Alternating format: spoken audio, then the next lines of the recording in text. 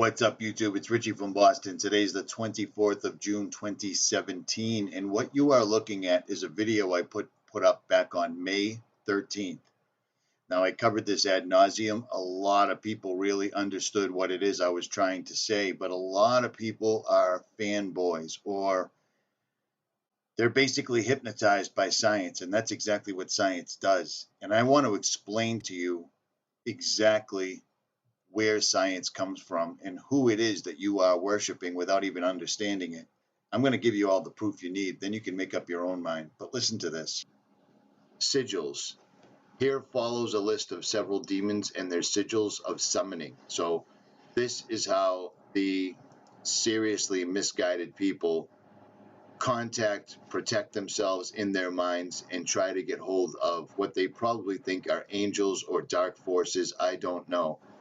But if you look down right here, LM, and see the sign right there, well, it's frighteningly close to the CERN symbol. Now, this video, what I was talking about, it was called Demonic Sigils and Eyes in the Sky. What I was talking about is how the entire list of sigils, symbols, things you would use to raise a demon or contact through a conduit, an other dimensional being or a fallen angel, is exactly what science is. And a lot of people just couldn't wrap their minds around it. A lot of people could wrap their minds around it. You see what I'm saying? But I'm going to bolster this entire argument and show you where NASA comes from specifically. Let's start with John Dee, okay? And I know let's just look at what Wikipedia has to say. John Dee, 13th of July, 1527 to 1608 or 1609, was an English mathematician, astronomer, astrologer, occult philosopher, and advisor to Queen Elizabeth. He devoted much of his life to the study of alchemy, divination, or Hermetic philosophy, and was an advocate of England's imperial expansion into the British Empire, a term he was generally crediting with coining. Now, John Dee was looked up to by very many people for his work in science, but the things that they play down are lots of things like this, for instance, John Dee's spirit mirror. This black spirit mirror and other magical objects are what are thought to have been owned by John Dee, the Elizabethan magician, astrologer, and mathematician. The mirror was used as a shoe stone or one of many polished and lustrous things used by Dee to carry out his occult research into the world of spirits. Dee worked with the medium and convicted criminal Edward Kelly to summon visions of angels in the mirror's reflective surface. The two men held seances in England and on the continent between 1583 and 1589. And he was also the Queen. The Queen went to him for her advice on science and other things otherworldly. But he is one of the founders of what people consider as science right now. Now, these people, guys like John Dee, guys like Isaac Newton, guys like Benjamin Franklin, these are the ones that gave us all this symbology, which it lays over into electricity, electrical circuitry, conduits, mediums, everything, almost perfectly. I mean, it's absolutely staggering to me, but it continues to go on. Let's look at some other heroes of the science and rocketry world, shall we? Sir Isaac Newton. This guy allegedly saw an apple fall from a tree and came up with the theory of gravity. Now, for you, those of you that follow NASA, those of you that are just absolutely confounded at why anyone would think something sinister is coming from CERN, gravity is something they talk about as though it's a proven fact, when in fact it's not. It couldn't be any further from the truth. Gravity is probably the electromagnetism of the earth that holds everyone down according to their own body size and mass and all the minerals and so forth and so on. But on that, I digress. Let's listen to a top physicist explain gravity. You have no idea. Okay. What is gravity? You have no idea. Okay, next question. Wow. No, here's the difference. We can describe gravity. We can say what it does to other things. We can measure it, predict with it. But when you start asking, like, what it is, I don't know. So it did is. I accidentally ask a deeper question than I meant to? Yeah, no, you were meant to ask deep questions. Apparently I was. So this is our newest iteration. So from Sir Isaac Newton all the way up to Neil deGrasse Tyson, nobody can still explain what gravity is, except it's still taught as though and still thought of as though it's a fact. Let's look into Sir Isaac Newton's esoteric background, shall we? Let's just take this article real quick from the Daily Mail from the UK on Sir Isaac Newton and his obsession with the occult.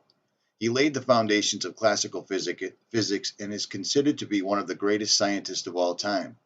But Isaac Newton was deeply interested in the occult and applied a scientific approach to the study of scripture and Jewish mysticism. Jewish mysticism. What is that, you think? Exactly. The Kabbalah. You know, the thing that Hollywood tried for a long time, led by Madonna and Britney Spears and all these other wacko sellout Illuminati puppets. The Kabbalah. But again, on that, I digress. Now, Israel's National Library, which contains a vast trove of Newton's esoteric writings, has digitized his occult collection and posted it online.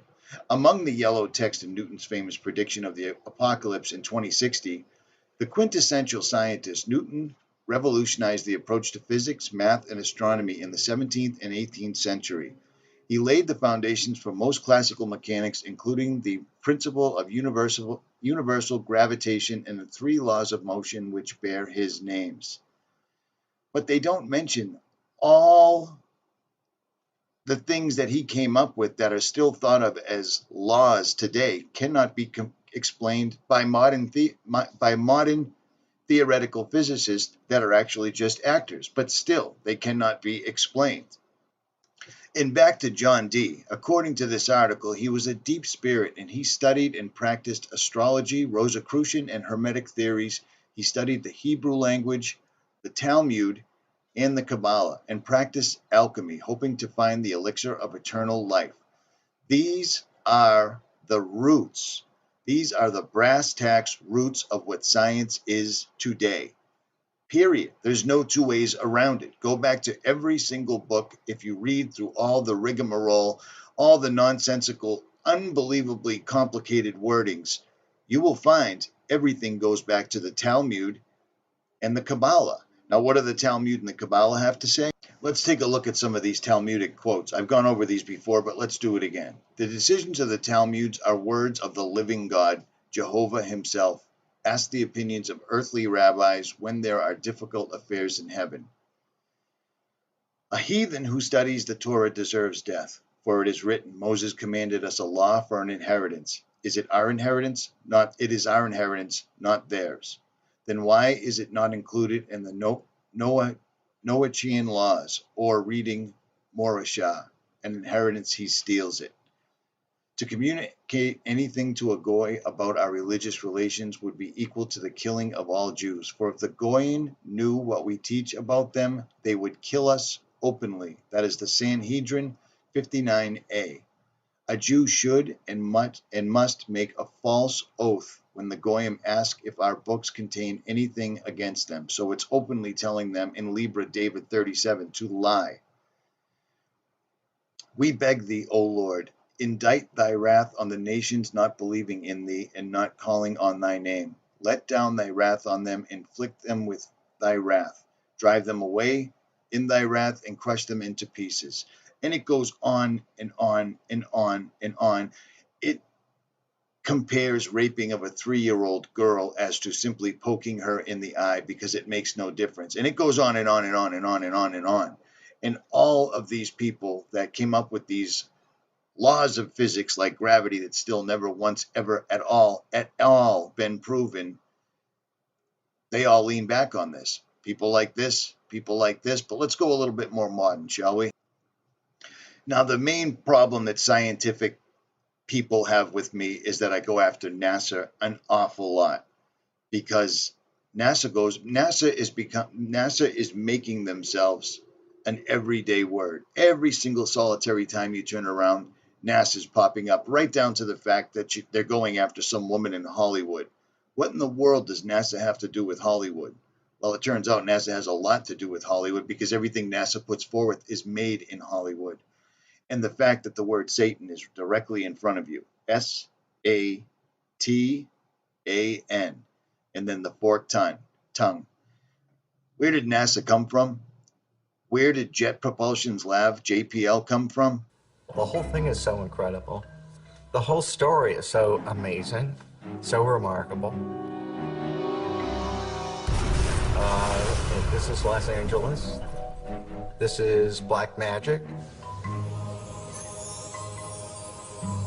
This is the founding of NASA, of Jet Propulsion Laboratories. What isn't in this story? The craters and mountains of our moon bear the names of giants of science, figures like Archimedes, Kepler, and Copernicus. There is also a crater honoring someone called Jack Parsons. There are some who would rather he had been forgotten. Perhaps that's why his crater is on the dark side of the moon. He was a maverick rocket scientist, okay? He was also a maverick rocket scientist spiritually. This father of American rocketry was also an occultist, devoted to a path still widely misunderstood and feared. So the founding of modern rocket science is absolutely allied and connected with black magic. Only its detractors would call it black magic. For Parsons, this was his spiritual path, as it is for its initiates today. The alchemy that John Dee, Isaac Newton, Jack Parsons, Jack Marvel Parsons, all engaged in, and this is everything that our current society is based on right now, whether they speak it openly or not, and it seems that they are doing it. It all runs back to Paracelsus and how to build yourself a homunculus, and this is where Jack Parsons, which is the roots of NASA, comes from. The Hermetic and alchemical writings of Paracelsus, he said, quote, "But neither must we by any means forget the generation of homunculi, for there is some truth in this thing, although for a long time it was held in a most occult manner and with secrecy, while there was no little doubt and question among some of the old philosophers whether it was possible to nature and art that a man should be begotten without the female body and the natural womb. In order to accomplish it, you must proceed thus. Let the semen of a man putrefy by itself in a sealed cucurbite with the highest putrefaction until it begins to live, move, and be agitated, which can easily be seen. If now, after this, it be every day nourished and fed cautiously and prudently with the arcanum of human blood and kept for 40 weeks in the perpetual and equal heat, it becomes, thenceforth, a true and living infant, having all the members of a child that is born from a woman, but much smaller. This we call a homunculus, and it should be afterwards educated with the greatest care and zeal until it grows up and begins to display intelligence. Now this is one of the greatest secrets which God has revealed to mortal and fallible man. It is a miracle and marvel of God, an arcanum above arcana, and deserves to be kept secret until the last times, when there shall be nothing hidden, but all things shall be made manifest. In more recent times, it was the pioneer rocket fuel scientist and occultist Jack Parsons and the founder of Scientology, L. Ron Hubbard, who performed magical ceremonies and rituals called Babylon working, carrying on the work done by occultist Aleister Crowley, who called himself the Great Beast 666. Parsons and Hubbard claimed to make contact with the spiritual realm to unleash an entity of a divine female named Babylon. But perhaps the most interesting part of all the rituals performed by Parsons and Hubbard was that of what is called the mannequin. The accounts of the mannequin begins with a huge steel container codenamed Jumbo that accompanied the first atomic bomb explosion on the Trinity site in New Mexico on July 16, 1945. The Brookings Institute released a short explanation of Jumbo in February of 2013, which stated, quote, "As preparations for the first nuclear weapons test, General Leslie Groves, the head of the Manhattan Project, began to worry about what would happen if the test was a failure. With a very limited supply of plutonium then available, a failure could scatter tens of millions of dollars of the precious element across the New Mexico desert. To avoid this problem, a massive steel vessel to contain the explosion was built at a cost of $142 million. Nicknamed Jumbo, the container weighed 214 tons, was 25 feet long, 12 feet wide, and had walls 40 14 inches thick. According to occult investigators and conspiracy theorists James Shelby Downard and William N. Grimstad, Jumbo contained within it what Aleister Crowley had called the mannequin, an inanimate body which was inundated with nuclear energy, thus producing a real homunculus, or golem. Regardless of whether or not the stories of these occult practices to produce soulless life forms are true or not, it doesn't make much difference with what we are facing on the horizon. When you look around at today's society, NASA has interjected themselves everywhere. And NASA and JPL, Jet Propulsion's Lab, Jack Marvel Parsons more specifically, all of this is what's considered science, and it all goes back to what I'm showing you. So now when you look at the video that I put out, it makes a lot more sense. The videos exposing NASA, including my own, are endless. They just continue to go on and on and on and on. Everything that science is based on goes back to two things: esoteric and the Talmud and the Kabbalah. So I guess it's three things. This is what these people believe. This is what science, this is what physics all ties back to. All the way back to John Dee, all the way back to Isaac Newton, and always to the Kabbalah. The reason NASA exists, the reason NASA is absolutely everywhere in today's society, is for one thing and for one thing only. First of all, it denies God. It hides God from the masses, because if there was a God, how could people go into outer space and find all these other planets that are so-called quote-unquote Goldilocks planets? NASA wants to be the head of the pack. NASA wants to be the go-to guy, and that explains why they're showing NASA in situations like this, which make absolutely zero to little sense, going after a Hollywood actress because she's selling some sort of a healing aid, and yet people still in the comments stick up for NASA as though it's correct, and it's not. Everything NASA done is done in a Hollywood stage, and there's no two ways about it. But with this background in mind, it makes a lot more sense when you look at things like I show to you, the sigils, the drawings to draw it, to summon a demon, an otherworldly person, what people think are angels, whatever. All of this ties into modern day electricity, and it explains the unbelievable meteoric rise of technology that is all around us at all times. Disease, disorders, medications, genetically modified. People don't even care that the person that they think that they're voting for is lying to them because they're so dumbed down. There's a reason for this. Those of us that are Christian understand what the answer is. The end game is the long game. All of this is to bring back the Antichrist and to bring in Armageddon. Believe it or don't, but the information's there. Look for it honestly and openly, and you'll find it. Richie from Boston. Like, share, subscribe, or don't.